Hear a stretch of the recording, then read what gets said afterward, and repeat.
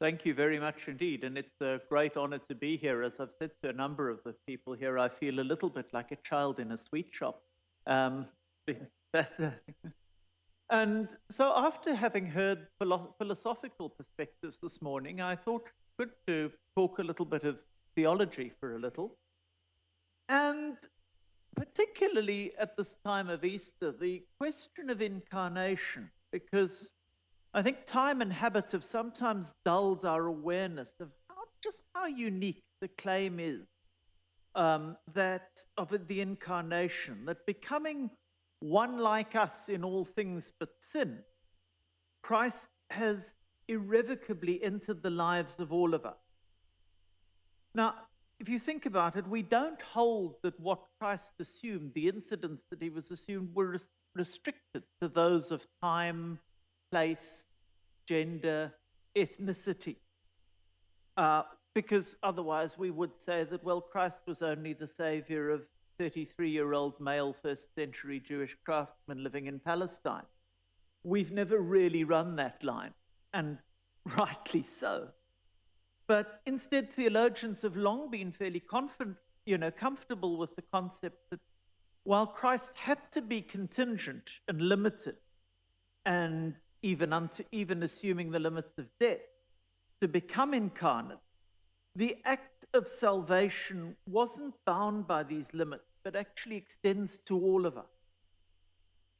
And as a result, it's perhaps a bit more surprising that we've been much slower to accept that among the many attributes of the human person included in the incarnation are the manifestations of disability and impairment and the incidents that go with it. In fact, as mentioned yesterday, we've tended to talk about disability where we've talked about it at all, which until recently hasn't been much. We've tended to talk about it as in the concept of theodicy. How does a good God allow bad things? But if we, but despite the fact, and yet that doesn't match experience. Most, or not necessarily most, but much disability is innate. It's a part of the human design on the spectrum of being flesh, if you want. And much of it, no, not all, but much of it causes no pain beyond that inflicted by a discriminatory society. In fact, in many cases, the suffering which Marcello mentioned yesterday is not a function of the impairment, but of society's response to it. And the understanding has been that disability is a problem of them, not us. So it's a marring or diminishment of the image of God rather than its embodiment. And so we've had questions even from magisterial documents talking about the image of God dimmed in people with disability. And of course, this concept that disability renders you less, that impairment renders you less, has led to the throwaway culture concept, which was discussed by Francis and also discussed eloquently by Professor Guerra Lopez this morning. And as I've commented previously, though, this theological understanding of disability closely parallels what's sometimes called in the secular space the medical model. The understanding that disability is a flaw in the individual and it doesn't really demand anything from society as a whole. And although we'll discuss more about this, most of us who do experience disability would probably subscribe to some variation, and we've heard several of them already, of the social model, an understanding that impairment is something much more variable, and it's actually an intrinsic part of the human condition, but that disability reflects in some measure the way that society excludes people as a result. And, we've got pretty good empirical data, at least in one aspect of the social model. Consider the COVID pandemic, which Professor Barrera was already alluding to yesterday. Prior to it, people who wished to work or study from home by remote means or wanted groceries to be delivered to their door because of their lack of mobility, were often refused these concessions because people said, well, this is expensive, it's inconvenient, we can't afford it. Lockdowns come, of course, and now the measures became compulsory for everybody. So, of course, for a lot of disabled people, they said, well, this is actually great. We've actually had all the concessions that we've been looking for forever. But then, of course, despite the rapidly mutating virus, it was decided that vaccination was sufficient to open up everybody again. Suddenly, once again, these concessions were impossible. They were expensive and they couldn't be reached. So, people went back to being excluded and put to the margins.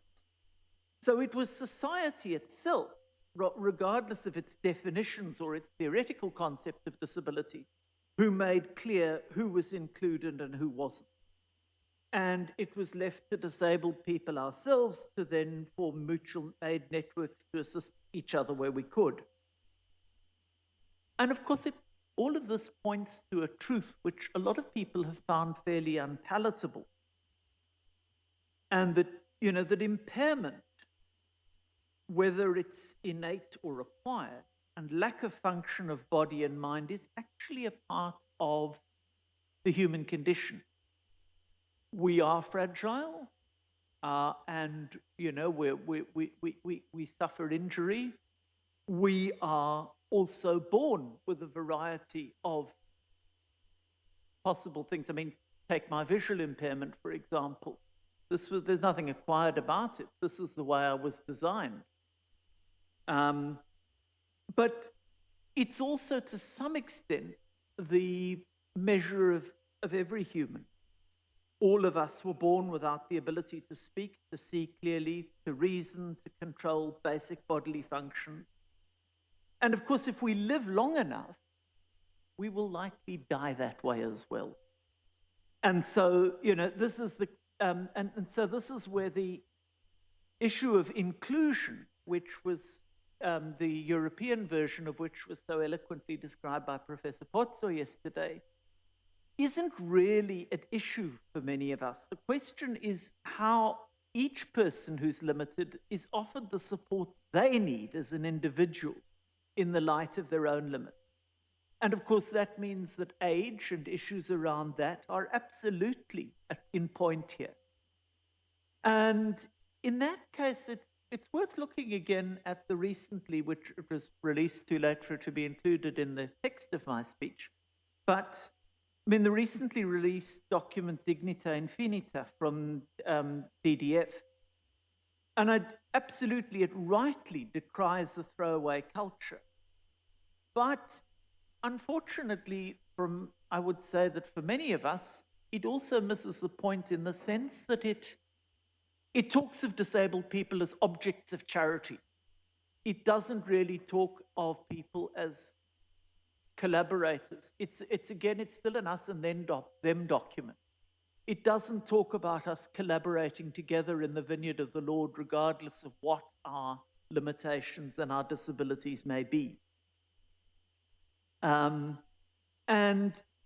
it will be clear from what I'm saying that I'm not actually arguing for a privileged position for people with disability. I'm simply arguing that all of us, by virtue of our humanity, which comes in various shapes and sizes, enjoy an equal dignity and need the resources to be able to live that dignity and the consideration that goes with that. And so it is we come to the life of Christ, because if you think about this, a life of somebody who is born with limited capacities and dies that way reflects the life of Christ also. And it's what we'd expect, because as Gregory of Nazianzus put it, that which he has not assumed he has not healed, but which is united to his Godhead is also saved. In his epistle to Cladonius.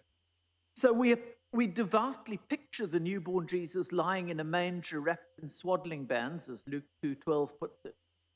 But without considering the very lack of physical capacity that such an image implies.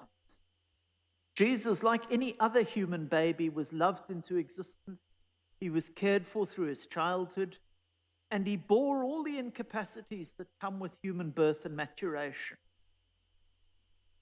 And one of the interesting things, too, I mean, this also raises the question of the healings, which has been mentioned previously.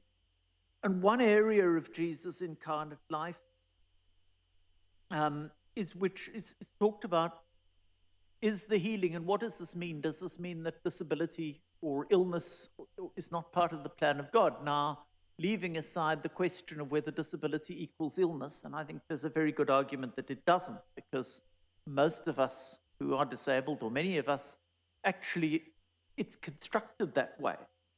But one of the interesting insights, I think, which is overlooked often into Jesus' healings, is given by Matthew 8:16 to 17. So this is a scene where it's near the beginning of Jesus' ministry, and he's just healed Peter's mother-in-law. And the question is, the passage is that evening they brought to him many who were possessed with demons, and he cast out the spirits with the word and cured all those who were sick. This is the NRSV translation. This was to fulfill what had been spoken through the prophet Isaiah. He took our infirmities and bore our diseases. And as Thomas Weinandy points out, this strongly suggests not some sort of a magic getting rid of illness or disability, but that Jesus actually assumed them. In other words, that the healing miracles were not so much acts of getting rid of something, but of profound accompaniment, entry into a person's world, impairments and all, as much as they were acts of healing. And if that's right, it represents something much more akin to the profound solidarity of the cross than it does to anything else. And it is, in fact, at the cross and resurrection where Jesus' assumption of human disability has long been most obvious. Nancy Easland, who was one of the earliest disability theologians in the evangelical tradition, pointed out that he not only suffered the incapacities that go with being scourged and tortured to death under one of the Roman Empire's most horrible punishments, but he also proudly retained and showed those wounds as token of the resurrection. In fact, we just had that famous reading about Thomas on Sunday. And it's worth remembering that in many sign languages, the sign for Jesus is the J, and then the pointing at the fingers into indicating the nail marks in the hand. So it's dangerous talk when we talk like this, because as the concept paper for this very conference has noted, vulnerability and frailty are a part of the human condition, and not only of persons with limitation. And in fact, the areas, the limits imposed by disability and impairment are much more apparent in some areas than in others. And we can see this gradation that other speakers have already spoken of. So, for example, when I am ministering as a priest or a lawyer or a canonist, it is I who am the person in the relationship who's able to give assistance to supplement the limits of the other person. But of course, when I'm being picked up off the floor after an epileptic seizure, or when I'm reliant on somebody else to transport me because I can't drive, then I'm the one that's in need of help. And as I pointed out in relation to the pandemic, much of the work of disabled communities of solidarity during the pandemic has actually involved communities of love supplying each other's weaknesses.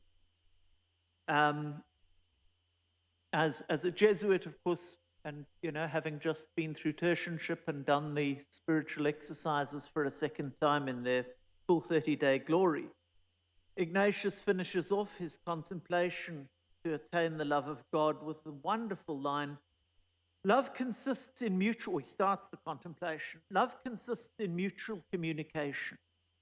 That is to say, the lover gives and communicates to the loved what they have, or something of what they have, or are able to give. And in turn, the loved does the same for the lover. Now, of course, Ignatius is very clear that this is about the relationship between God and the individual. But the whole point of the contemplation is to make it clear that that is what we image in our own pale way in our interrelationship also. So we are no longer talking about an act of charity from the privileged to the underprivileged, but we are talking about how do we interrelate as a society in the light of God and in the light of a God who has absolutely assumed all the aspects of what it means to be human, including disability and physical limitation.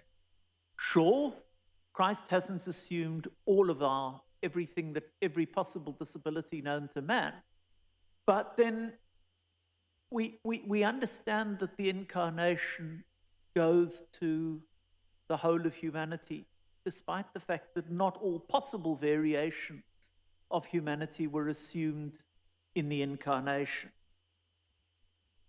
And if this sense of mutual interdependence, this awareness of our contingent humanity, this awareness of who we are as people who are both loved and called to love each other into existence, if this could be internalized in our theology, in our teaching, and in our pastoral practice, then of course we wouldn't need a theology of disability at all.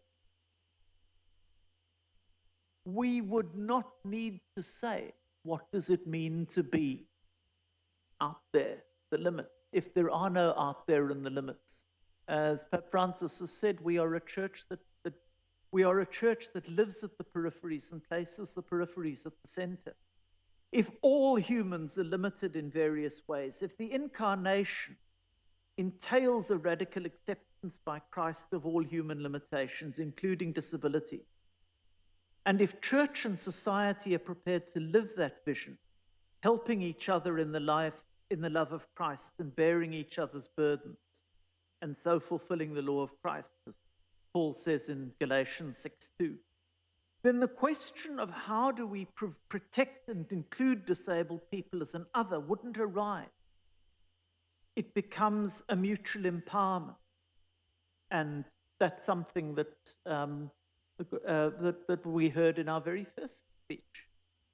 Unfortunately, although the journey's indeed begun, which this very conference evidenced, we are still a little way off that yet.